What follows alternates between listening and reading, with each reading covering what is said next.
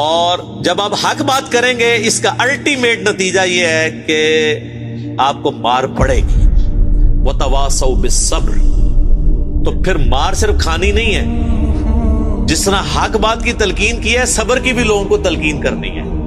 یعنی خود بھی مصیبت جھیلتے ہوئے صبر کرنا ہے، اور اس سے اگلے درجے کی چیز ہے کہ لوگوں کو بھی صبر کی تلقین کرنی ہے. یعنی جب آپ نے کسی کو بتانا ہے نا کہ میرے بھائی آپ رفع الیدین سے نماز شروع کریں گے تو جو نماز نہیں بھی پڑھنے والے وہ بھی آپ کو سمجھائیں گے. آپ دیکھ لیں، آپ نماز نہ پڑھیں، آپ کو کسی بڑے بزرگ نے نہیں کہنا کہ یار بیٹا تو نماز نہیں پڑھتا، لیکن آپ نماز رفع الیدین سے شروع کر دیں تو جو نماز نہیں بھی پڑھنے والے وہ کہتے ہیں دیکھو انہوں کیا ہو گیا.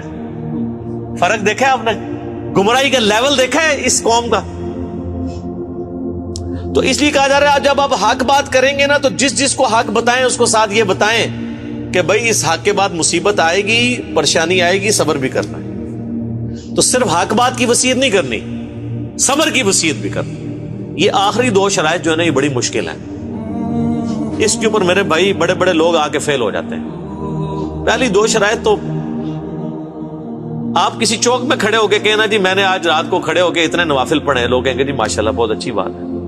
لیکن اسی چوک میں آپ کھڑے ہو کے کہیں کہ یہ جو تماشا تم لوگوں نے یہاں لگایا ہوا ہے اندر سے میں نے نہیں ہونے دینا، تو آپ دیکھ لیں پھر آپ کے ساتھ وہ کیا کرتے ہیں. نہ آپ کی داڑھی کا لحاظ کریں گے، آپ کی نمازوں کا لحاظ کریں گے، نہ کچھ اور کریں گے، فوراً آپ کو مارنے کے در پہ ہو.